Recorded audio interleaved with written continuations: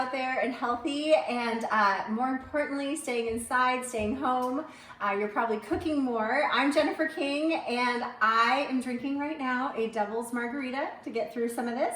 My guy, Andy, has been making different drinks for me about every night, so this is one of his new ones.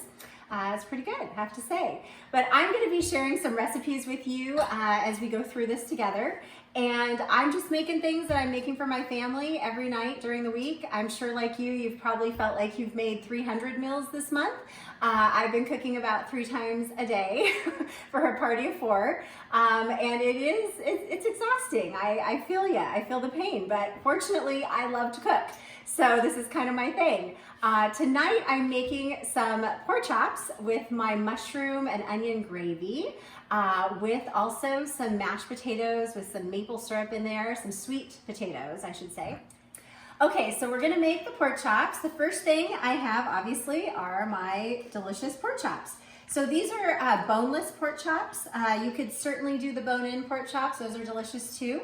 But just to make it easy, and what you can get at the grocery store right now, let's be honest, it's like kind of a free-for-all, so we're lucky what we can get kind of thing.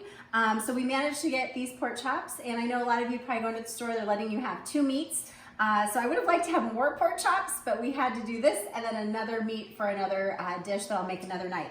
So we're gonna start with the pork chops, and what I'm gonna do is take the pork chops and dredge them very lightly in my seasoned flour. And I haven't seasoned the flour yet because I'm gonna show you guys what I season with. I like to take some freshly ground black pepper, so I'm gonna put that in there.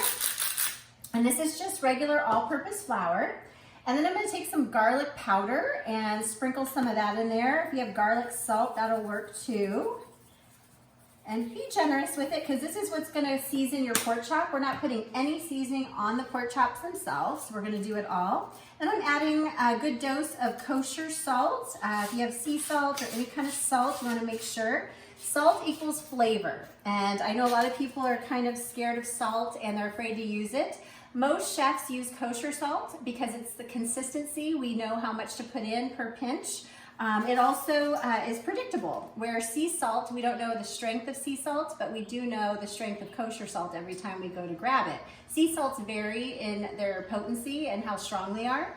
I know they're very popular, but I usually like to use sea salt as a garnish.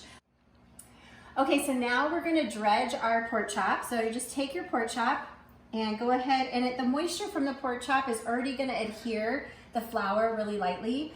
I know a lot of times when we coat things in flour, we do kind of an egg wash.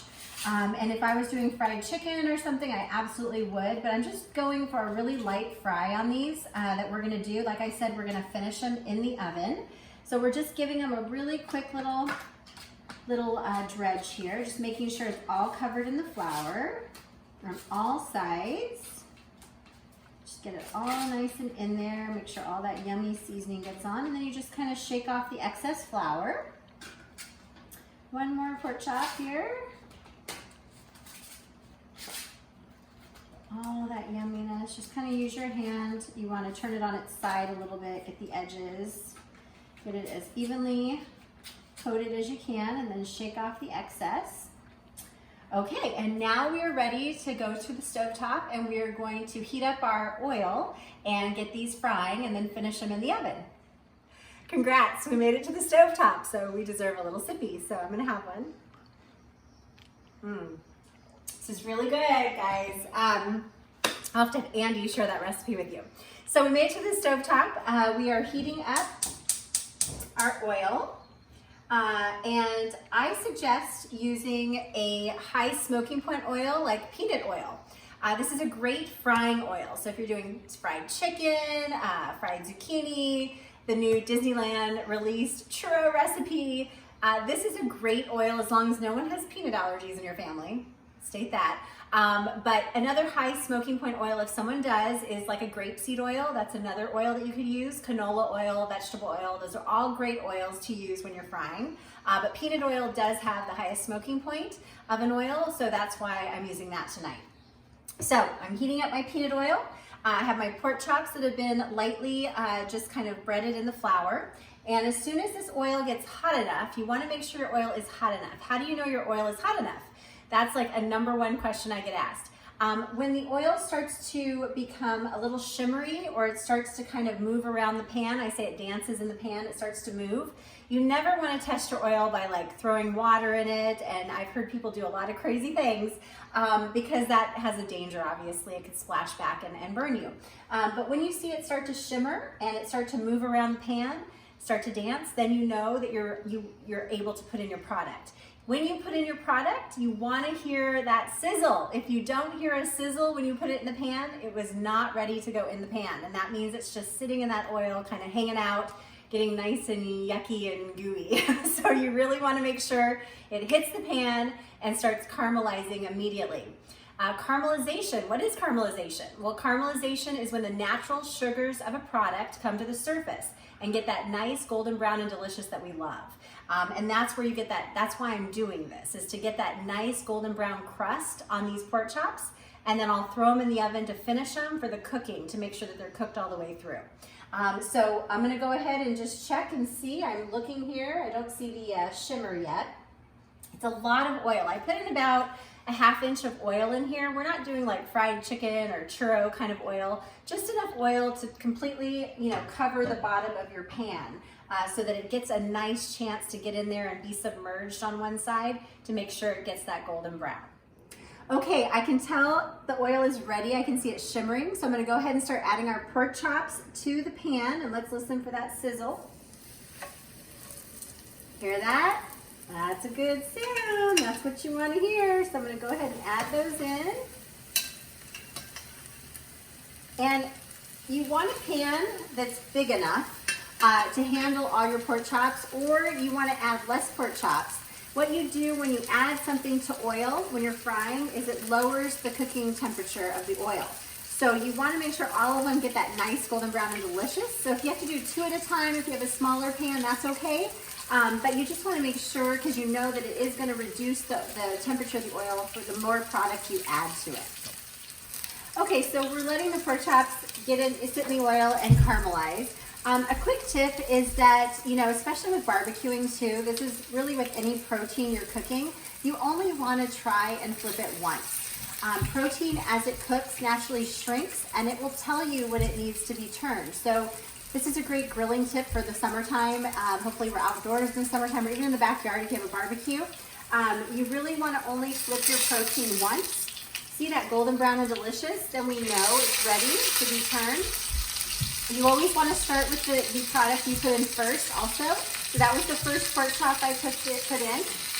I'm going to go with the next one. Look how beautiful that golden brown and delicious pork chop is. Oh, yeah, gorgeous. So that's the color I'm going for. It's called GBD in the kitchen, golden brown and delicious. That's actually a term they taught us in culinary school. But when you're grilling, sometimes you go to a party and you go and it looks like the chicken has seen Freddy Krueger or something, like all the chicken meat's kind of torn up. It's because someone has been trying to turn the chicken too much on the grill. You really only want to turn your protein once. That's a huge thing. So let it sit. You don't need to touch and play and flip and dip. Just let it be. Sometimes cooking just needs to be let be. And so everyone knows you have a stirrer in the family or a flipper in the family. Try to get them to just do it once and leave the pot alone. Cooking needs to happen. It's a process. But these little pork chops, as soon as the other side is done, then I'm going to go ahead and transfer them to our cooking sheet. Okay, so our pork chops are done. They are beautifully golden brown and delicious on both sides. Okay, look how beautiful those are. So I'm going to transfer them to this cookie sheet or sheet tray and get them beautifully on there. Yum, yum, yum.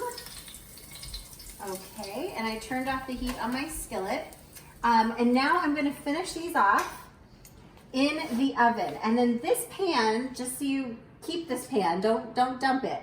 This is what we're going to pour off some of the excess oil that I used, and we're going to use this pan with all the yummy drippings from the pork chops, the flavoring, to make our mushroom onion gravy, okay? So now I'm going to get these in the oven. I'm going to let them go for probably about, I would say 15-20 minutes just to finish cooking, if that. But you want to make sure that they are cooked all the way through. Pork nowadays, you don't need to cook all the way through. It's kind of, trichinosis has been out of our kind of community for quite a while, but you know, I'm just one of those old school people, so I want to make sure it's cooked completely through. So I would say a good 15 minutes in at least a 350 degree oven, 400 degree oven, just to make sure it's completely cooked all the way through. Now that the pork chops are in the oven, finishing cooking, we're gonna work on the mushroom onion gravy. And we are gonna use a special whiskey to actually deglaze our pan tonight. We'll talk about a little bit about that later. But the first thing you wanna do is the pan that you cooked the pork chops in, you wanna save that yumminess that's in the bottom of the pan. That's called fond. All those little bits that stick to the bottom of the pan. In French, it's F-O-N-D, fond, and that equals flavor as well into your gravy. You want to pour off most of the oil and keep about a tablespoon in there just so that we have something to saute our onions and our mushrooms and all our yummy ingredients we're going to add. So heat up your pan. I have my pan heated up. The first thing I'm going to add is some diced onion, okay? So we're just going to add that in. Again, you want to hear that sizzle so you know your oil is hot and ready there. And then we're gonna add our mushrooms, and I've just sliced some mushrooms up, some creminis. If you have white button mushrooms, that'll work too, any mushrooms you've got. So I'm just gonna give these a quick stir, get them going, get them nice and sauteed and caramelized. And I'm gonna wait to season these until they start turning color, until they start getting some caramelization.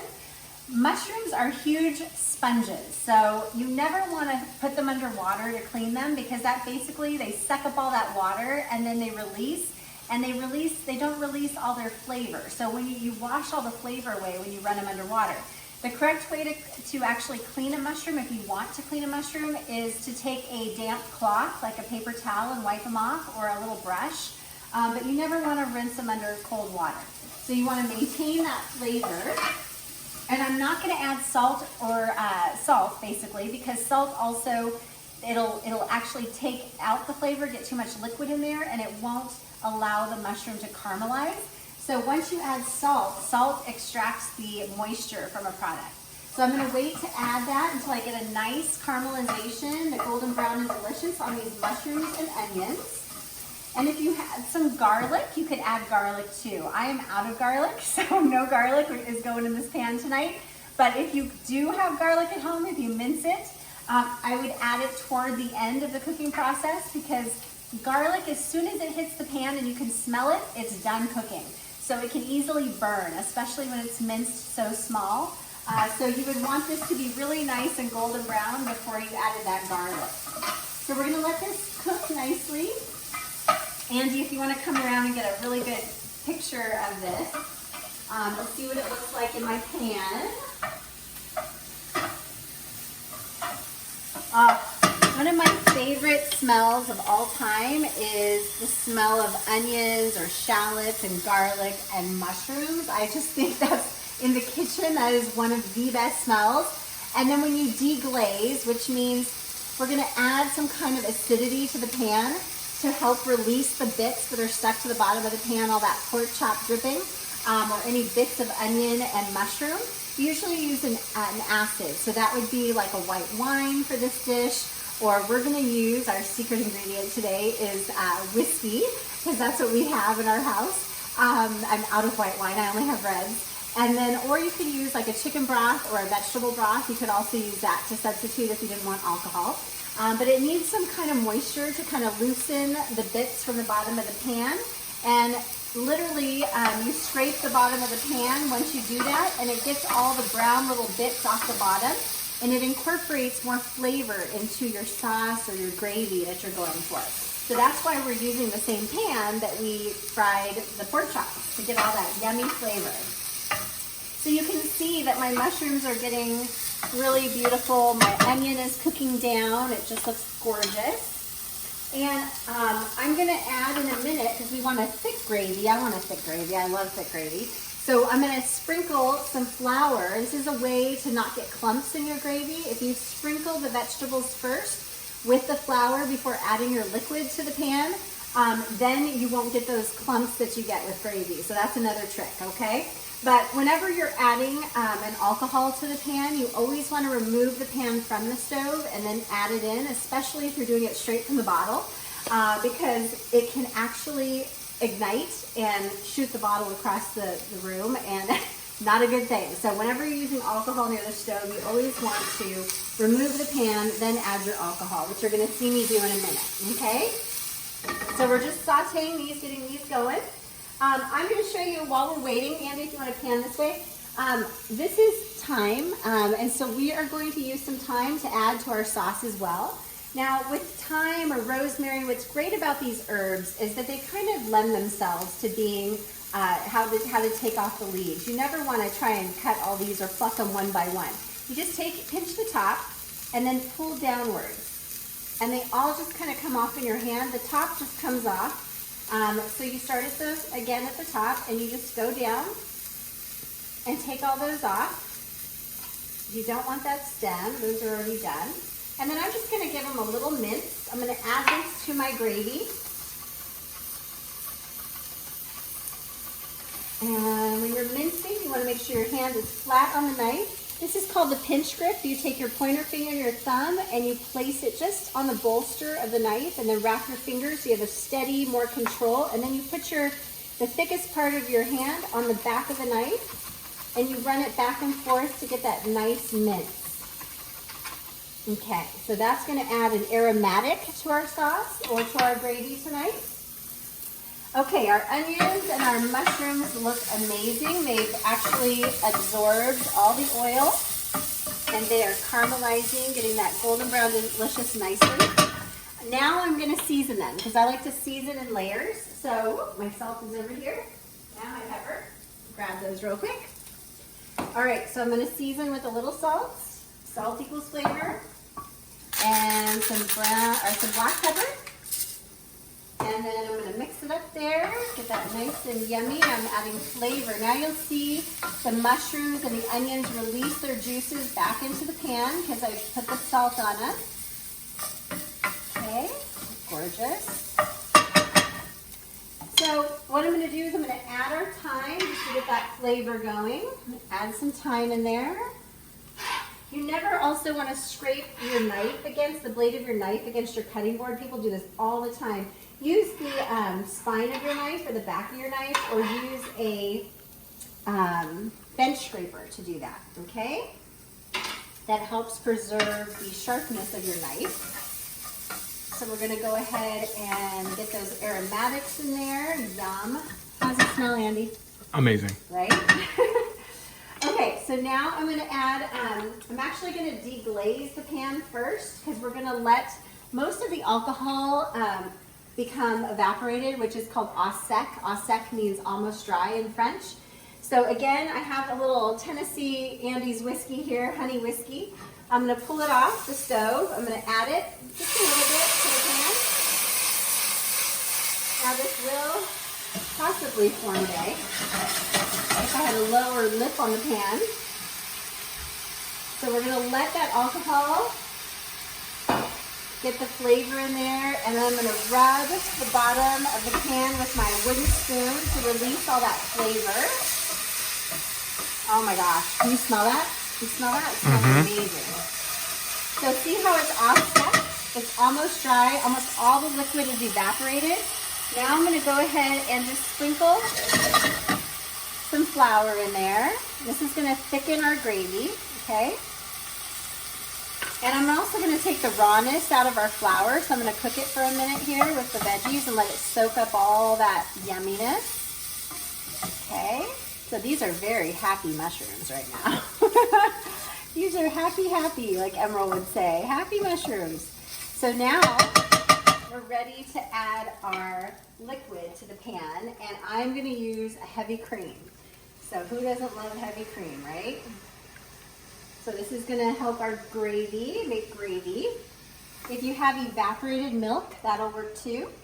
If you just have milk and flour, you can make what's called a slurry, and that's mixing milk and flour to make it thick, and then you add that to your pan, and that will make a thick gravy sauce for you too.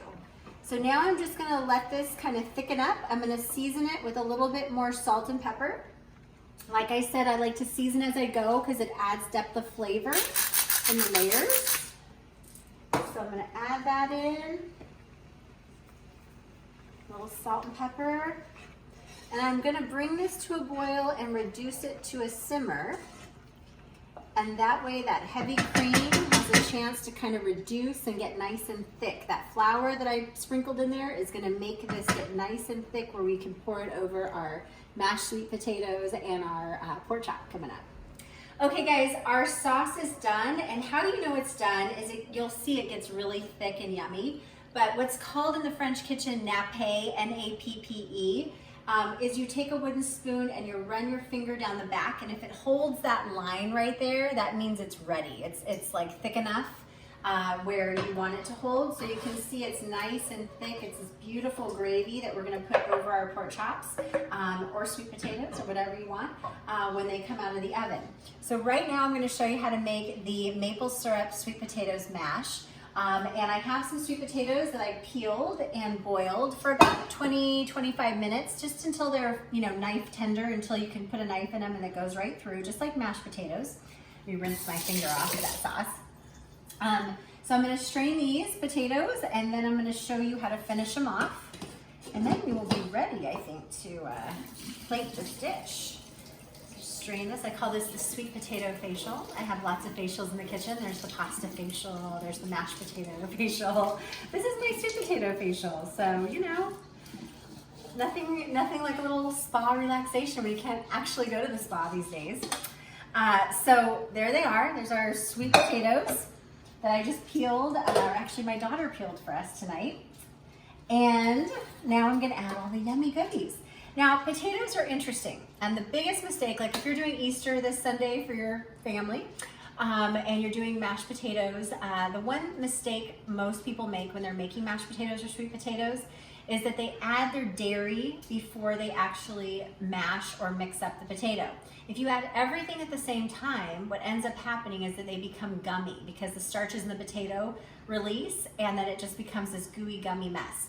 So you can mash the heck out of your potatoes. You can mix them, mash them as much as you want until you add the dairy. Once you add the dairy, the milk, the cream, the butter, then that's when you want to try and touch as little as possible, because then it's just going to become really glutinous and just starchy and that kind of thing. So what I'm going to do first actually is use my handy mandy here and just mix up the potatoes, mash them.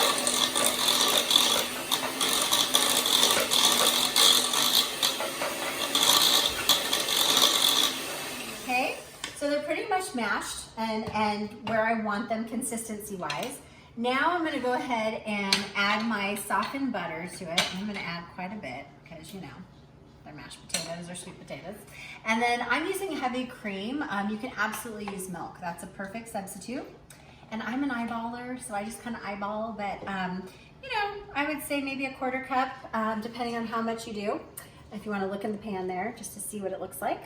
And now I'm also going to add my seasoning. So I'm going to add some kosher salt, and potatoes tend to take a lot of salt because they suck it up. So you got to put a little bit extra salt there, maybe 2 pinches, some black pepper, and then they are maple sweet potatoes. So I'm adding, I think this is our last maple syrup too. Whee! So I might have to get to the store soon. But probably like a tablespoon of syrup, and I like to use good Vermont syrup.